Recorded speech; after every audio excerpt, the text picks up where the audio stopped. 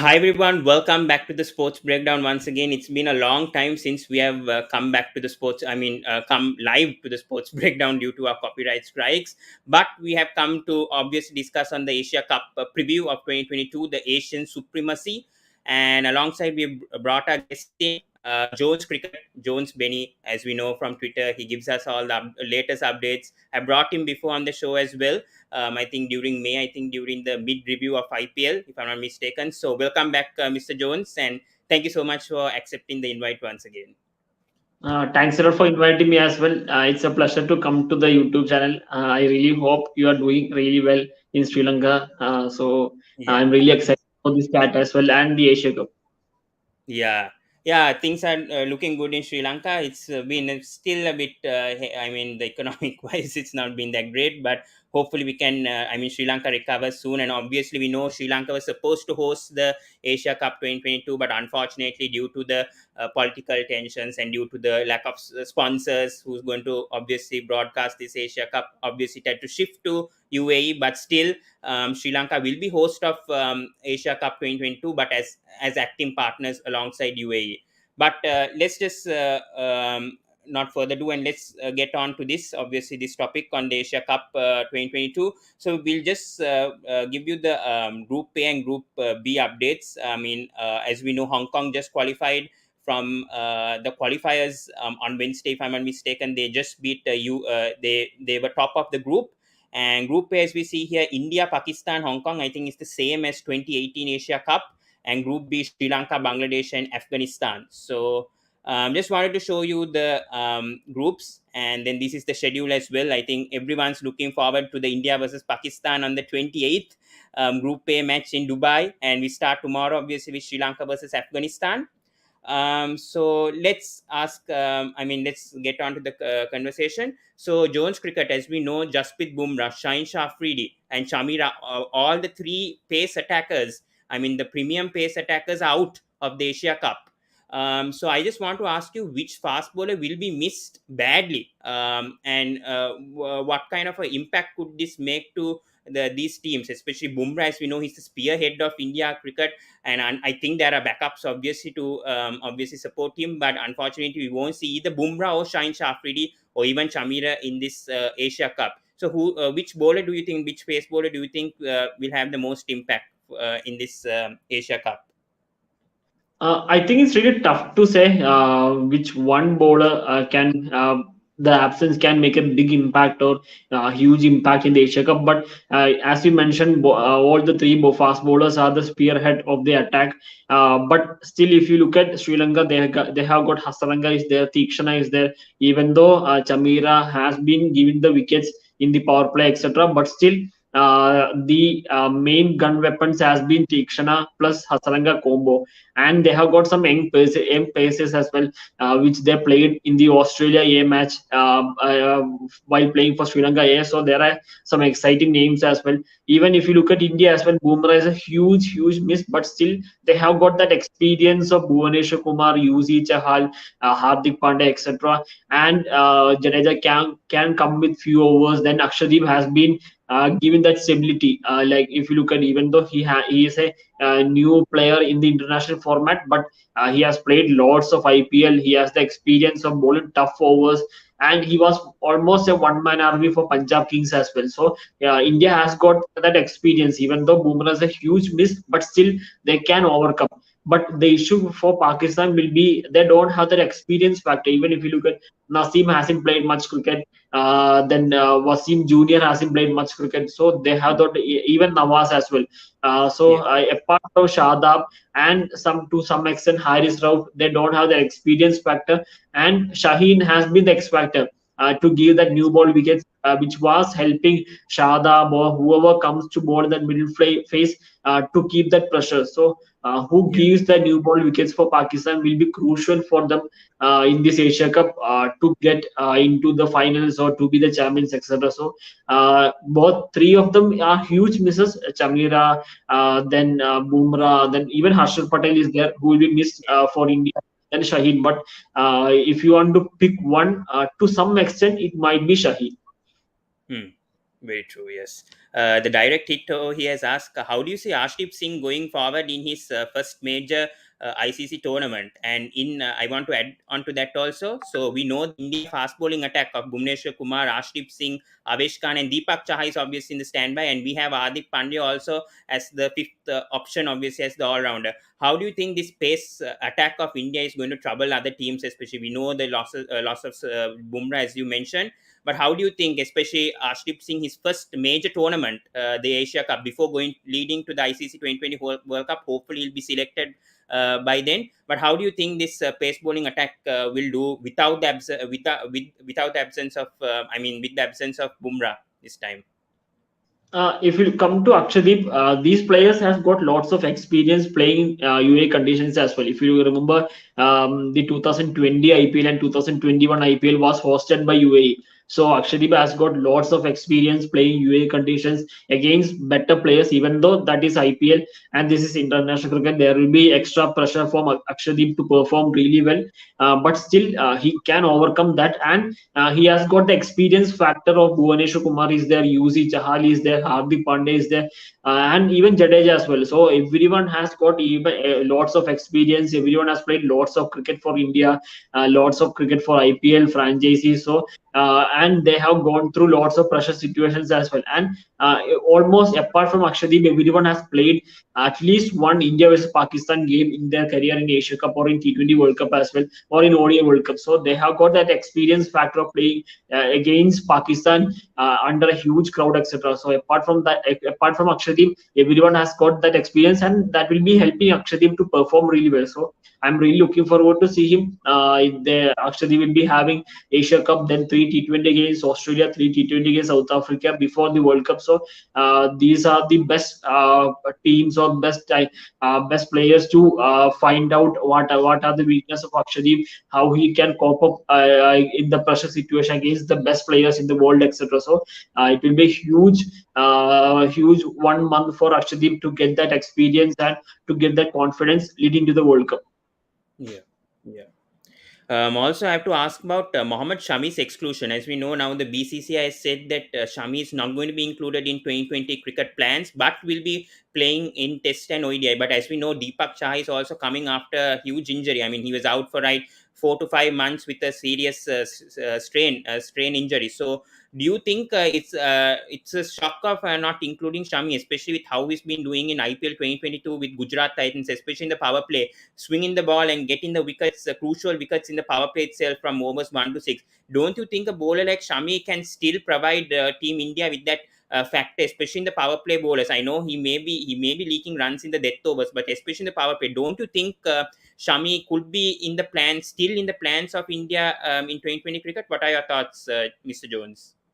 I think it will be really tough for Shami if you look at after the T20 World Cup. India has taken that step to avoid Shami from T20 format and give that opportunity to Shami in ODI format and Test cricket, and they have done that. Even if you look at Bhuvaneshwar Kumar hasn't played any ODI cricket in last 10 or 12 months for Team India. Then if you look at a few other guys as well, so they have been given that workload and looking at the workload factor of each player, how they can get best out of these players in each format, which are the positive sides, which format they can perform really well. So these things are has been overlooked by the management really well in last few months, or from the New Zealand series after the World Cup. So I think it will be really tough for Shami to come back. It won't be easy. We need to wait and watch. And even if you look at after this T20 World Cup, India has got lots of ODA. So Indian team will be looking Shami for that ODI format and give that new ball to Shami along with Siraj is there, Bumrah is there. So I think it will be really tough for Shami in T20 format. Very true. Yes. I also want to come to the question. I mean, even Rohan, even I also wanted to ask the same question. But who you preferred number 7 for Team India? Proper batter in DK or Huda for his part-time spin, or Ashwin the better choice? What's your picks on that, especially that number 7 spot for India? I think I don't think Deepak Huda or Dinesh Karthik will be making to the playing 11. If you look at the top 7, everyone knows the top 3. KL will be opening with Rohit. Number 3 will be Virat. Number 4 will be Sky. Number 5 will be Rishabh. Number 6 will be Hardik. Number 7 will be Jadeja. So it will be really tough for Deepak Huda or Dinesh Karthik to find a spot. If you look at before few months, it was between Sky versus DK versus Pant. From these three, only two can play. We all know Yes. what he has been doing in recent times, so he has been Mm. the straightforward selection, and it come Yeah. down between DK versus Pant. And Pant being a left-hander, he can be the X factor, and we have seen what he has. Even though in T20 international he hasn't done that well, but we have seen what he has done in Test cricket and ODI format, and in T20s as well. Even if you look at the IPL 2019, 2020, etc., he played so well. Even in the last IPL as well, he did so well, but he was not making that big scores, converting Mm. that 30s to 50s 30. or 60s. So I Mm. believe Indian team will be backing him. Team manager knows the importance of Rishabh Pant in the middle phase or in the end overs. So I believe it will be harsh on DK, but DK and Huda might be in the bench. Mm, very true. Yes. And as you added on Sky's performance, Surya Kumar's performance, how good has he been? Because he's been very, very close to get the number one 2020 batting in the rankings, but obviously rankings don't matter much. But how impressed are you of Surya Kumar's Yadav's performances in the 1 year span? Because he debuted just last July against Sri Lanka. And the progress of Surya Kumar Yadav has been tremendous, especially the shots that he plays. I don't know what kind of shots he plays. It's just unbelievable to watch Surya Kumar Yadav's transformation from IPL now to national team. He has had a tremendous progress. So, what are your thoughts on Surya Kumar Yadav's progress over the past year?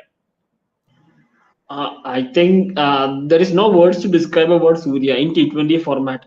He has been the best batter for Team India. Even if you look at the numbers as well, I think he has got 170 plus strike rate, near to near to 40 average something. So that is just remarkable for a number 4 or number 5 batter in T20 international to be that consistent. So I'm really looking forward to see, and I'm really looking forward to see how he does well in Australian conditions as well, because he hasn't played in Australia, and we all know there will be extra bounce in Australia. It won't be easy to adapt as well. So that is a one challenge Surya need to overcome. I really hope he does that as well. But in other countries, I think he has both. Even England as well, we have seen that terrific 100, etc. He has been playing some remarkable shots, as you mentioned. Yeah, Even though KL Rahul is there, but still on the basis of where he bats, where what is the strike rate, etc. Right now, he is the number one T20 international batsman for Team India, and I think he can get the number one ranking as well if he does well in the Asia Cup. I think it's just a matter of 8 points or 6 points something. So he has a great advantage now with the Asia Cup coming, and it will be a battle between Surya versus Babar as well. Even though both are batting in different positions, but yeah, still, I really hope Surya continues this form, and he deserves as well what he has done in the last decade. He has been toiling runs so hard in IPL for Mumbai Indians, Kolkata Knight Riders, for Mumbai Ranji team or Mumbai in domestic cricket, etc. So he has been toiling so hard. He works so hard, and right now he is getting the reward back, even though it has been late. But from the age of 30, etc., he has been getting all the rewards back. What he has done in the last decade in different for the different sides in different formats. yeah. I agree with it. Yeah. Also, we have to talk about Virat Kohli's concerns, because I know he's last week he just spoke about his mental health and speaking. I mean, giving thoughts to the media, saying that he's been alone and the people who loved him actually isolated him, and he had a difficult phase in life. And it's good to see that Virat Kohli is actually, I mean, saying these thoughts to the people around, because the people don't understand what Virat Kohli is going through. I mean, the media or even the people, the fans, Virat Kohli's fans especially, and the people in the world as well who watch cricket. So, what do you think about Virat Kohli's stance at number three? I know now Deepak Huda has been performing tremendously in the past 2 or 3 months, and Virat Kohli has been taking breaks.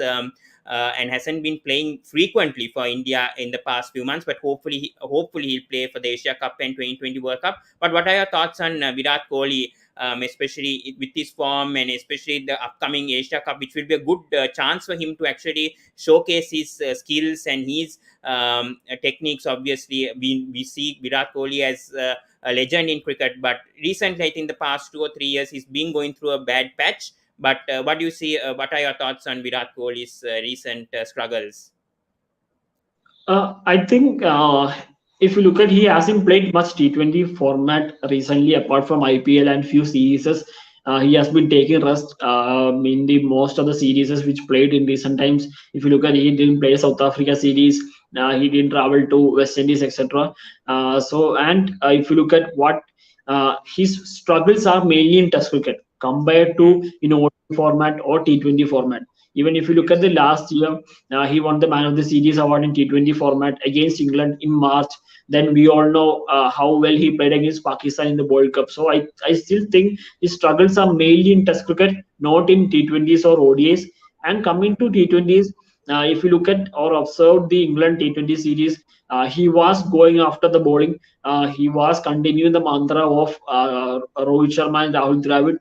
He was going to take an aggressive approach, not even looking at the wicket or etc etc, because India knows that they have the batting depth and they'll be going with this approach. So that is a very good sign. We might not see that huge 70s or 80s, but we might see that 30s 40s at a strike rate of 150 160 etc, maybe in the Asia Cup or in the T20 World Cup, which is a really good sign. And I'm really looking forward to see when Virat Kohli continuously plays, because I believe he'll be playing the Asia Cup all the matches. Then he'll be playing the T20 series against Australia, T20 series against South Africa. So he'll be getting around 10 or 11 T20 games. So that will be give a clear picture how Virat Kohli stands and where Virat Kohli stands with the new approach. But we can't judge with the 2 games or 3 games which he played against England or etc, because there was a huge gap as well after IPL, Mm, which was a different trade. Then he didn't play the South Africa T20. Then he played England. Then he took a break again. So it has been a break, play. He didn't mm. play continuous cricket. So that is where I'm really looking forward to see how Virat Kohli plays when he how Virat Kohli's game going to shape up when he continuously plays leading to the World Cup. Yeah, and I think he has a brilliant average and strike rate against Pakistan, and it's a good chance for him, obviously, to showcase his talent and come back to form against Pakistan, especially with the absence of Shaheen Shah Afridi. I think it's the best time for Virat Kohli to show his case against Pakistan and obviously silence all the fans and all the critics, hopefully. So let's just see how Virat Kohli does in the Asia Cup. Yeah, let's go through the India versus Pakistan matchup. So this is obviously happening this Sunday, and obviously, we know India has won the last 4 out of 5 matches. I think Pakistan won back in 2014, but that was the ODI format. But obviously, India would want to win after losing in the 2021-2020 World Cup, after losing badly, I would say, by 10 wickets. But still, I think India would want to show that they are obviously the number one team, a 2020 team. They would want to show their dominance in 2020 cricket. So what how do you see this match going to unfold, and who are the key matchups to look out for? Obviously, we know Rohit Sharma versus Shaheen Shah Afridi won't happen, unfortunately, because Shaheen Shah Afridi is injured. But other than that, what do you think is going to happen in this match, and what are your thoughts on this crucial match for both the teams, because they're facing, I think they may face each other 3 times. Let's see how that happens. But what are your thoughts on this India versus Pakistan? Because after 1 year and after the 2020 World Cup only, they're going to play together once again in the Asia Cup. I think before the start of the game, I believe India the favorite, clear favorite to win against Pakistan in the Asia Cup. But I believe it all depends on how Pakistan going to bowl in the new ball. If you look at the last World Cup as well, when Pakistan won, it was set up by Shaheen Shah Afridi with the new ball. He took the wicket of KL Rahul, Rohit Sharma, etc. So how Pakistan new ball bowlers going to bowl against Indian top order, that will be the crucial factor and the deciding factor. If India can overcome that, then I believe it will be a straightforward win for Team India. But if Pakistan can make the inroads, then it will be becoming a 50-50 or 60-40 favor towards Pakistan, etc. So that is where I believe the match will be depending. So how Pakistan going to bowl the new ball against Indian top three? But before the match, I believe India are the favorites to win against Pakistan. Hmm, very true. Yes. And let's go to a bit of Pakistan as well. We spoke a lot on India, but now talk about the Pakistan fast bowling combination. As we know now, Mohammad Wasim Jr. is also injured. He may not play against India with a back injury. That's what the sources have been saying. But they have Haris Rauf, Nasim Shah, Mohammad Hasnain, Shahnawaz Dani, and Mohammad Wasim. I'm not sure whether he'll play, but what do you think about the this fast bowling combination? Obviously, we didn't see a left. I think Hassan Ali was left out of this pace attack. Do you think that Hassan Ali could have actually had a chance of playing this Asia Cup instead of Mohammad Hasnain? No. Do you think this young, inexperienced attack could cause trouble? I mean, except for Haris Rauf, this young, inexperienced attack could cause trouble for teams as they have not faced these bowlers before. So, what are your thoughts on this Pakistan fast bowling combination? First of all. I think it will be a huge challenge of Pakistan. If you look at, as you mentioned, there is inexperience factor, and they don't have a left-arm seamer as well. And coming to Hassan Ali, I don't think his numbers in white ball format has been great to be in the to be part of the Pakistan setup. He has been going lots of runs. He has been dropped as well in recent times in both the formats in T20s and ODIs as well. And these young pacers has been promising as well, like Naseem Shah performs so well against Netherlands with the new ball in the death overs, etc. Then we all know Haris Rauf experience will be coming crucial for Pakistan in the absence of Shaheen. Then Dani has been performing so well in the PSL whenever he got opportunity for Pakistan as well. So they have got a very good combination. And if Wasim Jr. is fit and available, I think he can play as well, because he'll be bringing that depth in batting. He can score the handy 15 or 20 runs, which might be crucial looking at the depth or looking at the game where the game stands. So I believe Pakistan has a good attack, but the issue will be inexperience factor apart from Haris Rauf for them. Were you also surprised that Shoaib Malik wasn't included in the Pakistan team? Do you think that they needed experience in that middle order, or do you think the squad that they went to is sufficient enough? Obviously, we know the Pakistan squad. I think talking about the middle order, they have Haid Ali, Masif Ali, Shadab Khan can better number 7. But what do you think about the Pakistan squad? Do you think they needed an experience better like Shoaib Malik, or do you think the middle order batsman they have is sufficient enough for them to win matches? What are your thoughts on that exclusion of Shoaib Malik? I think they are mainly looking for the World Cup in Australia. Malik numbers in Australia or in these countries in T20 format are in that great, so they are trying out new combination, and it has been successful as well in recent times. If you look at Pakistan, they have been given the opportunity to youngsters. Kushtil Shah has been performing so well as a finisher. Haidar Ali, we all know he has been really promising for them. So it has been good times with the performance. So I really hope these youngsters perform on their high note, because Pakistan is going through a transition phase, even though they have got Babar, Rizwan, Shaheen, etc. But you need to have a strong nations in cricket.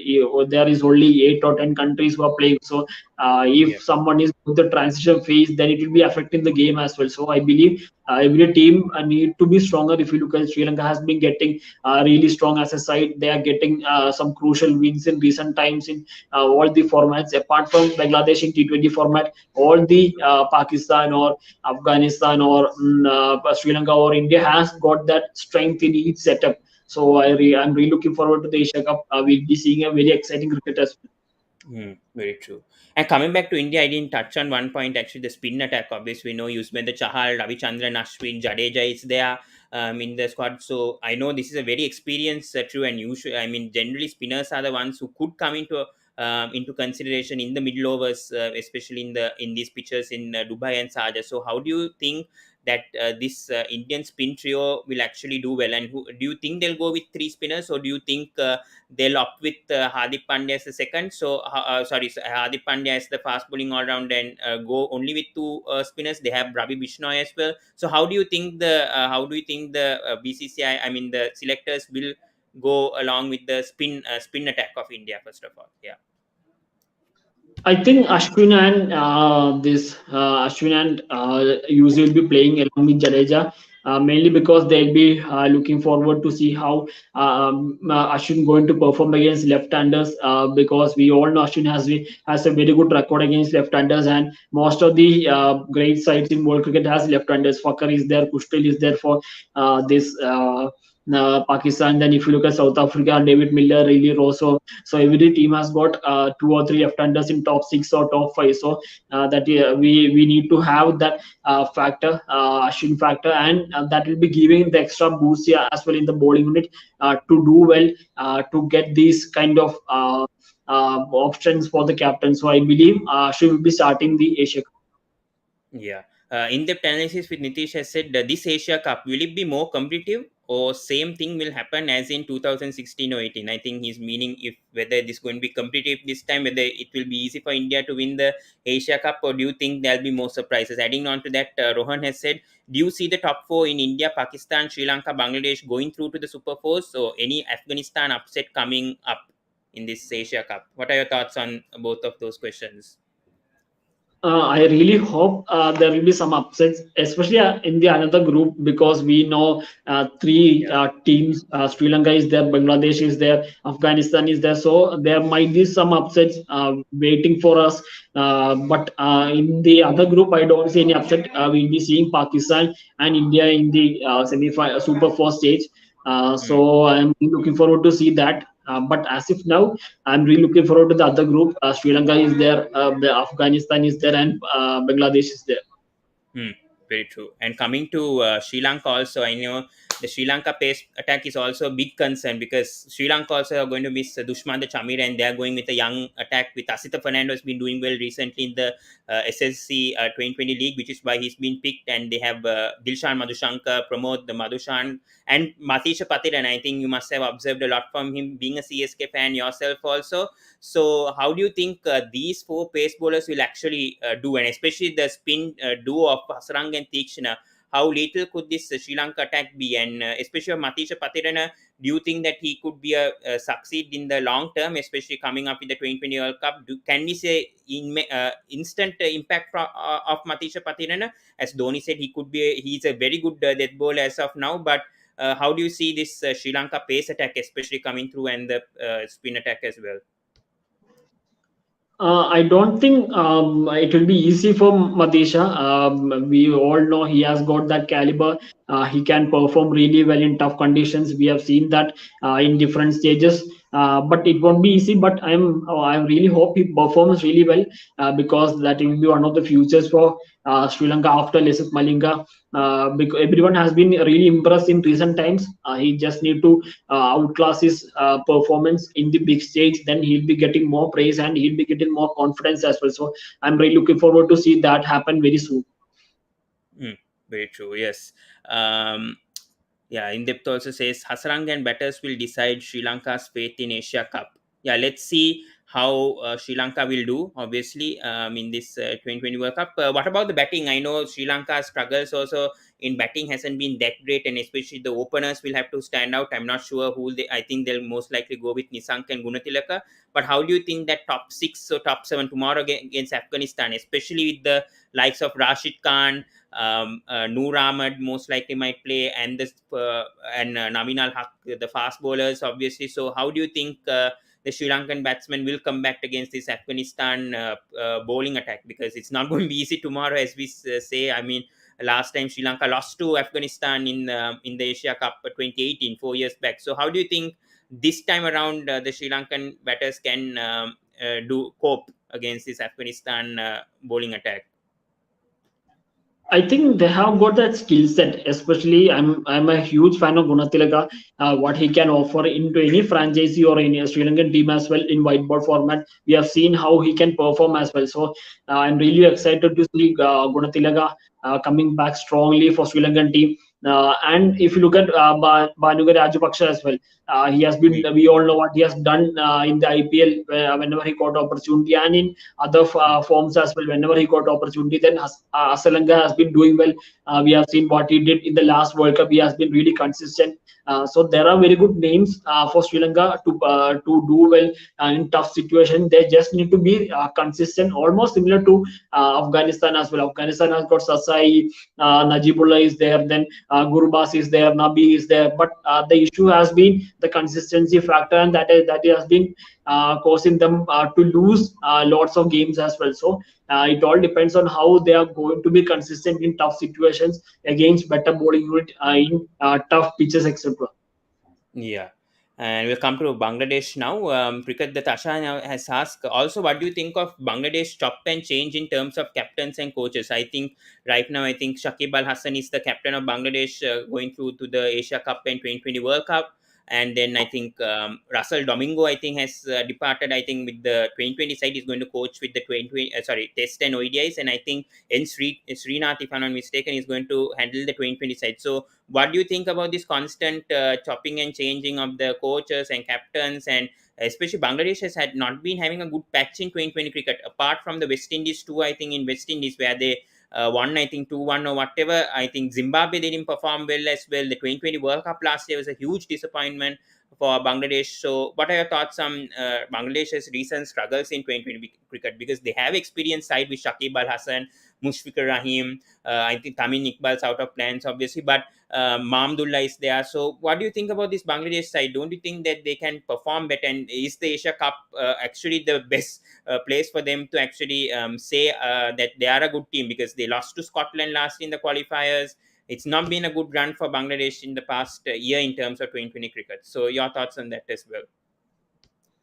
I think Bangladesh weakest format is T20 format. They have lots of success in ODI format, but in T20s they haven't been that consistent compared to ODIs. The issue has been the power hitting. Whenever they need a couple of sixes, they don't have that batters. Apart from Asif Hussain, who has been really consistent, or he has been showing some glimpses for Bangladesh, but apart from that, no one has been stepping up. We might see Rahim opening for Bangladesh. That will be a new aspect as well. Mainly they does not have Leighton Das this Asia Cup. So how Rahim going to perform? That will be really crucial, or really exciting to watch. Apart from that, it will be really tough for Bangladesh in T20 format, but they can cause an upset. But still, it will be really really tough against Sri Lanka and Afghanistan for them. Very true. Yeah.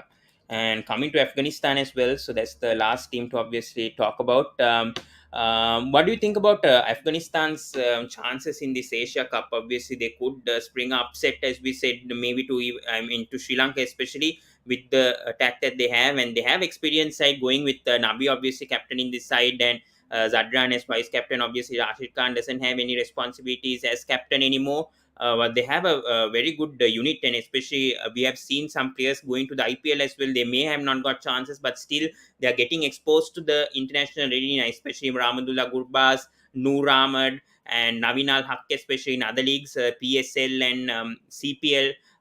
So, what do you think about this Afghan group now? They're coming. They're coming as a unit, and they may be playing less matches, but they're exposed in these international franchise leagues, and they're playing well. So, what do you think of Afghanistan's chances, especially in this Asia Cup this time? I think they have got a very good bowling unit. We all know Mujib is there, Nabi is there, Rashid is there, Farooqi is there. So they have got a very good bowling unit. But the issue has been batting, as you mentioned, against as Sri Lanka as well. They have got big names or very good names who can be a big superstar in future. But the consistency has been their issue. They have got Gurbas is there, Nabi is there, Sasai is there. Then Najibullah is the only batter who has been really consistent as in T20 format. Apart from that, everyone can win the games in their day, but the consistency has been the issue. So how they can overcome the consistency and perform consistently, then that will be deciding factor. But the bowling unit is really solid. They have got that Farooqi factor. He has been showing some very good signs for them. But how their batters going to prove their consistency will be one of the deciding factors for them. Very true. Rohan over here has said, we saw in 2020 World Cup due factor meant toss was huge advantage. Will the trend be the same in the Asia Cup too? What are your thoughts on that? Especially in September, November, I think the conditions are usually the same with a lot of dew, as we know. So, what do you think about this comment given? Yeah. I think it's really tough to say right now how do you factor, because there hasn't been that much matches in recent times.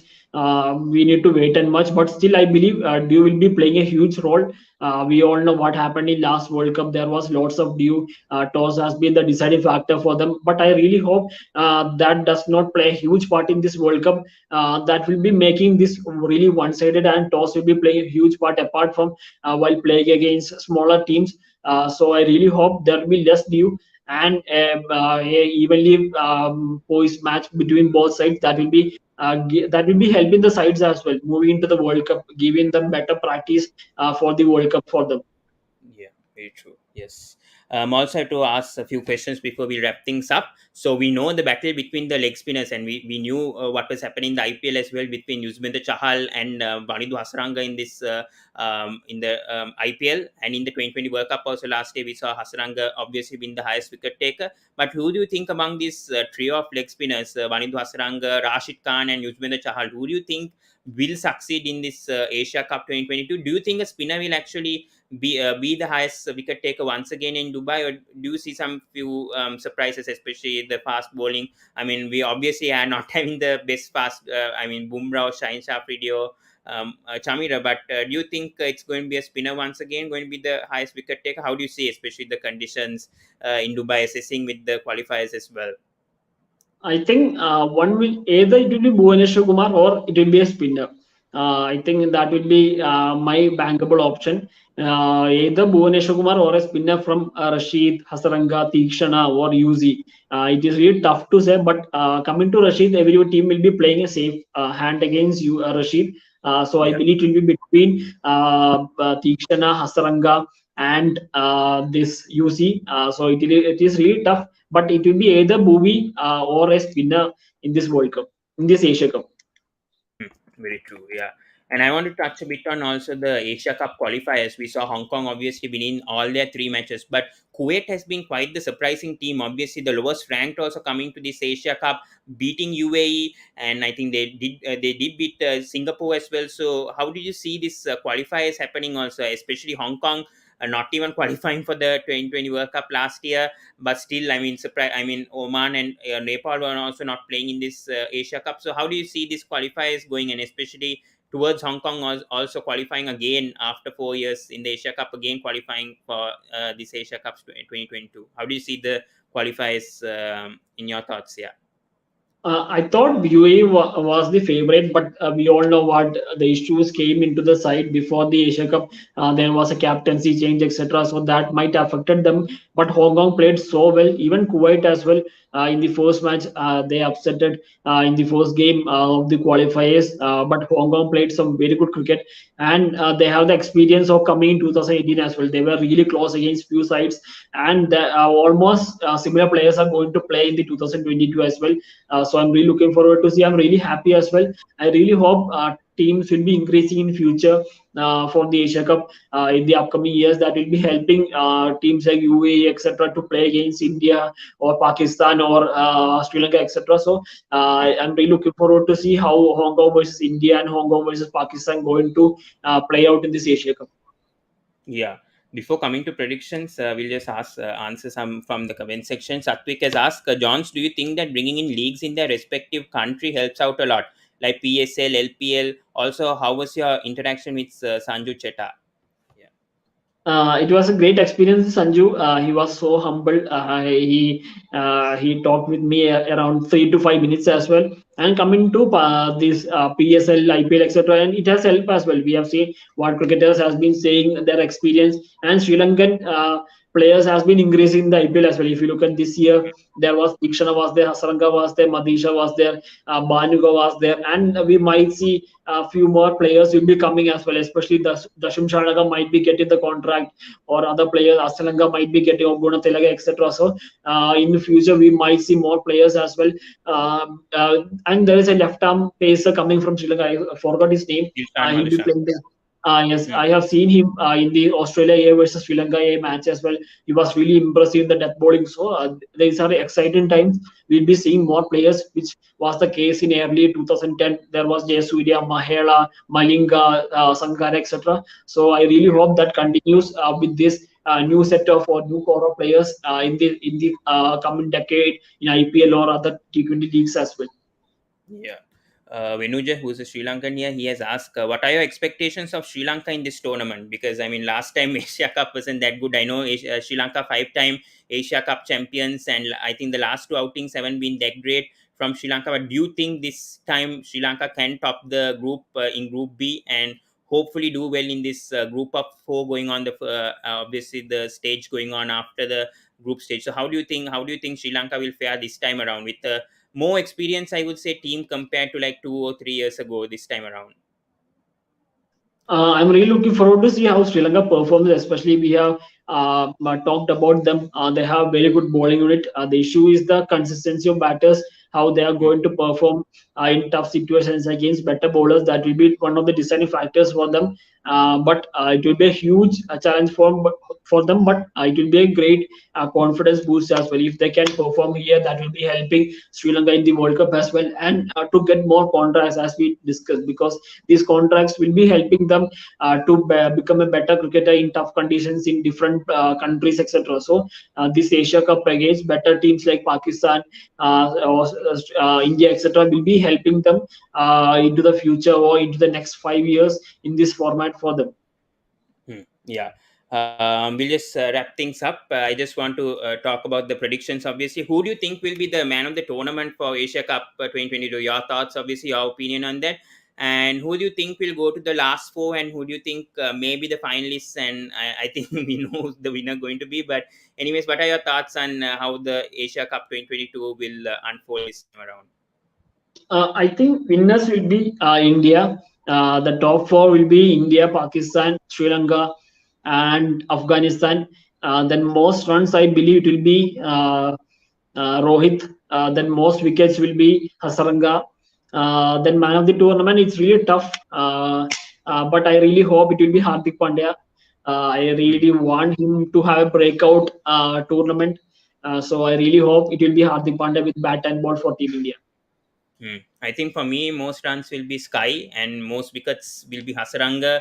Man of the tournament, I just feel, yeah, maybe Hardik Pandya or even Harshdeep Singh. I hope he can also do well this time around. It's his first outing. He's been doing well, especially in the death overs, but hopefully he can get some wickets. And then obviously, I think the exposure for him will be extremely great. And I hope Harshdeep Singh gets more chances. And obviously, with the injuries to Deepak Chahal also, I think he might be flying to Australia as well for sure. So let's see how that unfolds. But yeah, we'll wrap things up. So thank you so much, Jones Cricket, once again for joining the sports breakdown for this preview. I think we covered almost everything, and hopefully the Asia Cup 2022 will go smoothly and more matches. Obviously, it's going to be exciting the next 2 months. Obviously, the 2020 World Cup happening also. So let's see how it goes. But thank you so much, Jones, Mr. Jones, for joining once again, and it was a great discussion with you.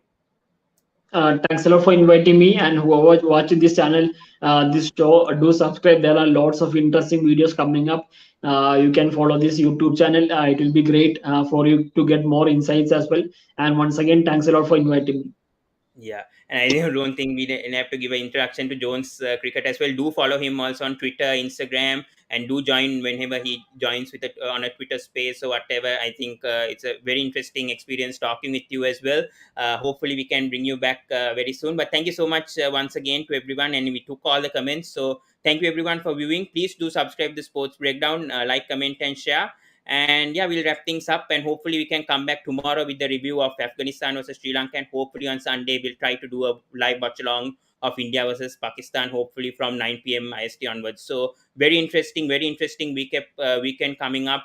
And obviously, Mr. Jones, you must be looking forward for the India versus Pakistan match, especially seeing, hoping that India will take that revenge over Pakistan from the 2020 World Cup. Okay. Anyways, thank you so much, guys, and we'll see you in the next video. Thank you so much, and good night, everyone. Thank you.